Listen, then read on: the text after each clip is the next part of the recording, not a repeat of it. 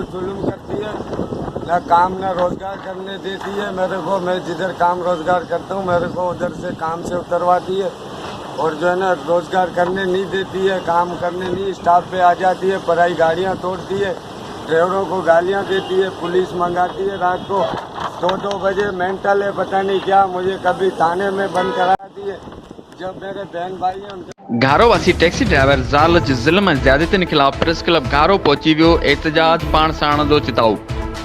जी नाज़रीन, ज़ाल जे ज़ुल्म ख़िलाफ़ घारो वासी taxi driver Aminullah Pathan petrol जी बोतल साण करे प्रेस क्लब घारो पहुची एहतजाज कंदे साफ़ियुनि वटि दायो आहे त आउं ग़रीब पौरियत आहियां जेको टैक्सी हलाए बचनि जो गुज़र कंदो आहियां, पर मुंहिंजी ज़ाल गुज़िरियल 2 सालनि खां मूंखे मुंहिंजे बचनि खे रोज़ मारींदी आहे ऐं कंहिं न कंहिं ॻाल्हि तां बेगुनाह जहिड़ो करे मुंहिंजो ऐं मुंहिंजे मासूम बचनि जो जीअण जंजाल करे छॾियो।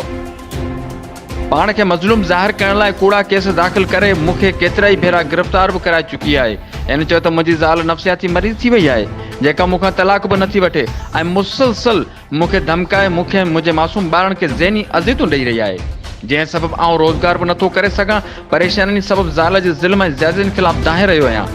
SSP ठठो ऐं एला इख़्तियारनि खां मुतालबो थो करियां त मूंखे ज़ाल खां तहफ़ुज़ ॾेई मूंसां इंसाफ़ कयो वञे। ॿी सूरत में आउं पंहिंजो पाण साड़ींदसि जंहिंजी ज़िम्मेवार मुंहिंजी ज़ाल हूंदी। कैमरा टीम सां गॾु मोहम्मद अली मल्ला, सोच TV, घारो।